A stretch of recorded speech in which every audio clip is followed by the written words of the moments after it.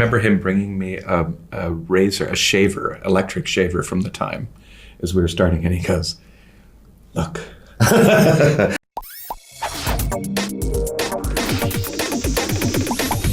My name's Amber, I'm here with Cineworld, and we are so excited to bring September 5 to the big screen. Do you hear that? Close gunshots. What's the situation? The police are reporting that armed terrorists have attacked the Israeli athletes. Firstly, congratulations. What a film. So eye-opening. Gorgeous performances from both of you and the whole cast. Can you tell me a little bit more about how you became involved in this project? First reactions to the script, interactions with Tim, kind of that whole process. I mean, I think the very first time I heard about it was I ran into Sean Penn, who's the producer on it, executive producer. And he mentioned something about it vaguely. And so when it came to me, I went, oh, this is the thing that Sean Penn is executive producing. And he's somebody I did my first movie with him, A Dead Man Walking. God, yeah. So I just maintained a little bit of a connection with him throughout the years, and has just always really admired his conviction. And so I thought, well, this must be something. And then I read it with that in mind, and then I met the director, who is just has so much conviction and so much knowledge, and was really interested in telling the truth without making it more complicated or interesting than it actually was. My agent called me, said there will be a script sent to you. It's about Munich 72. We all know that's been done before, but the casting director says it's thrilling, which it then was, and I immediately said yes. And I had a phone call a Zoom with Tim.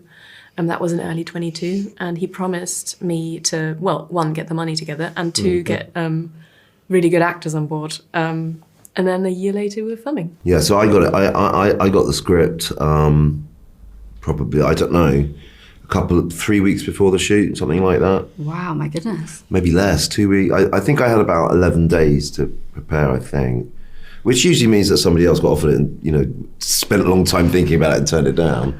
But I don't think so. No.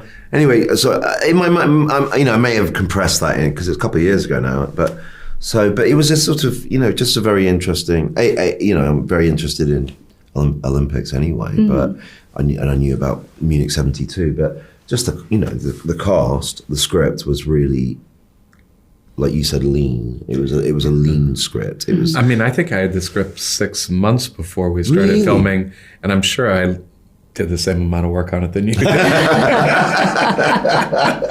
Leonie was attached already, and Peter was attached.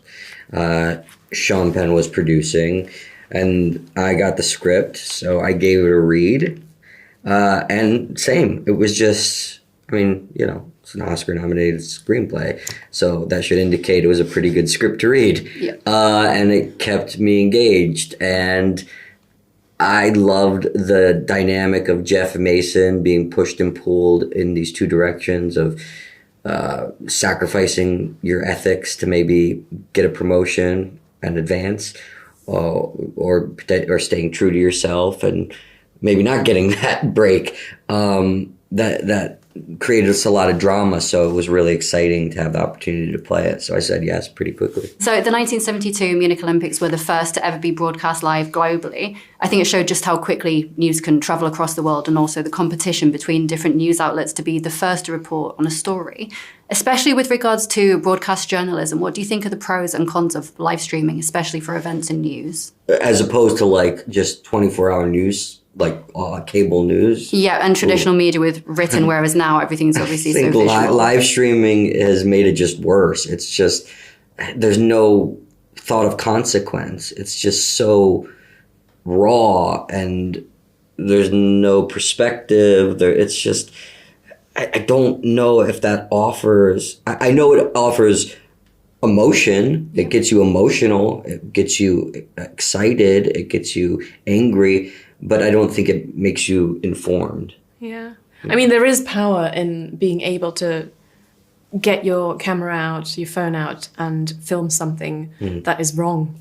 There lies enormous power in that. But it's, I think what's also the flip side of that is that, you know, everyone feels like they know what it means to be a journalist, and I think there is an art to being a good journalist, and we've become very quick to throw that out of the window and feel like just because we filmed something that has, you know, that shows something, that means we have a point of view or a story to tell, and that a lot of the time is not enough. We need context.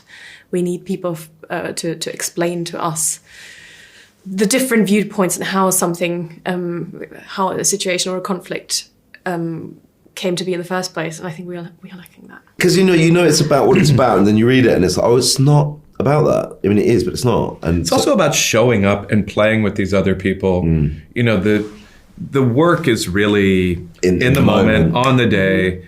All this idea of like, how did you prepare and stuff, that's stuff to talk about for interviews, is really such a small, that's why we actors always struggle to come up with what their preparation was, unless it was learning how to drive a Formula One car. Playing the guitar. And they always exaggerate it as well, because it looks like they worked harder, and they think that if they tell you the stories about how hard they worked, that you might like their performance better. At the end of the day, you either like the performance or you don't, right? I studied opera for 3 months. You're like, I know. You're still terrible at it.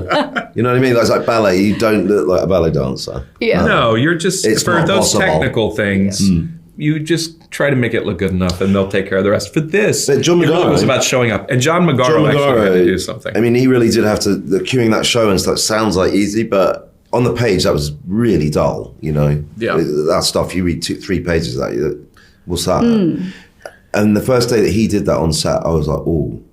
As soon as he started, it was like, oh. It sounded like we were working on a TV show. And his lines weren't attached to the equipment, which is what usually happens like on a submarine movie, which is similar to. The actors would, you would write, shut down the number 3 steam generator, and the line would be written there, and then you'd pull that, go on number 2, flashpoint 5, on my ready, 1, 2. You're like reading it. He did one. Yeah, it's a bit of space. I can only get to hyper warp drive 3. But when people go to see September 5 in cinemas, what core message do you want audiences to take away after watching this film? I hope they analyze their own consumption of what we just were talking about, the relationship to immediate news coverage and tragedies, and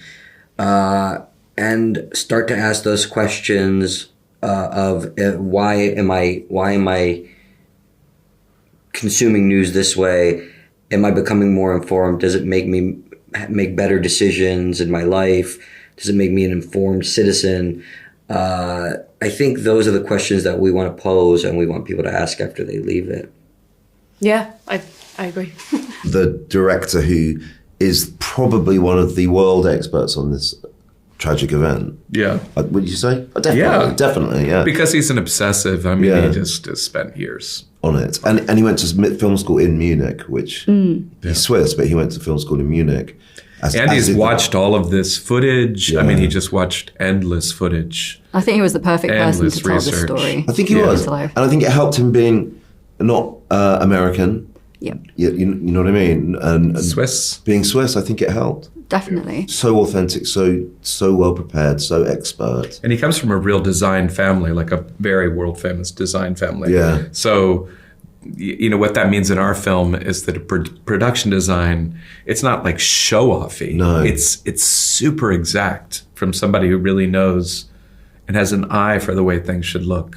So I found when I saw it, because we don't get to see footage of machinery and so on, we're not there, that it elevated the beauty of analog to a sort of, it made it almost abstract. You know what I mean? And I think it's in the beginning of the film. I think that's very important. In I remember him bringing me a razor, a shaver, electric shaver from the time, as we were starting, and he goes, "Look." I said, "Oh, that's very nice." I was like, I don't think I'll shave, right? And he was disappointed because he wanted to put that in there. It was a beautiful object, and it was the one that they would have used in. Wow. And I was like, "Oh, that's nice." Could have it in the director's cut, maybe. Every detail. Yeah. Absolute microscopic, and I think it comes across. And his devotion to that is a big part of why the film is as works Truthful. as truthful as it is. Yeah. Leonie, if I can ask you this. Obviously, you played the translator for the ABC sports team. How important was it to you to play such a pivotal female role in what is stereotypically a very male-dominated atmosphere in a sports newsroom? It was great fun. I'd love to point out that Tim, back in 2011, when he made his first film, was fighting, because it is a dystopian, futuristic film called Hell, and he had written the lead for a woman, and all the financiers came back to him and said, "We love the script, we will give you the money, but that character needs to be a man. No one wants to see a woman in the lead." Wow. And Tim did grow up with, I think it's 3 or 4 older sisters, and he's been educated by them since he was quite young to, if he ever does become a director, come up with good female characters. And I know that it was really difficult for him to only have this one bigger female role in this. He actually called me several times in the lead up to filming, like, I tried to add another one in there. But yeah, it's great fun, and I do think Marianne does get to be the one who is a lot of the time 5 steps ahead in that, and I like that, subtle sense of feminism, that feminist message in there. I think it's lovely. Congratulations again, honestly. Thank Truly you. spectacular film, wonderful performances, and best of luck for award season. Thank you. And it was truly spectacular. I honestly don't think we're going to get a better thriller this year, so thank you so much for your time. Thanks, Amber. Yeah, Thank you. Our job is to tell the story of these individuals whose lives are at stake. It's not okay. We made it worse. It's a madhouse down here. They know the whole world is watching. If they shoot someone on live television, whose story is that? Is it ours or is it theirs?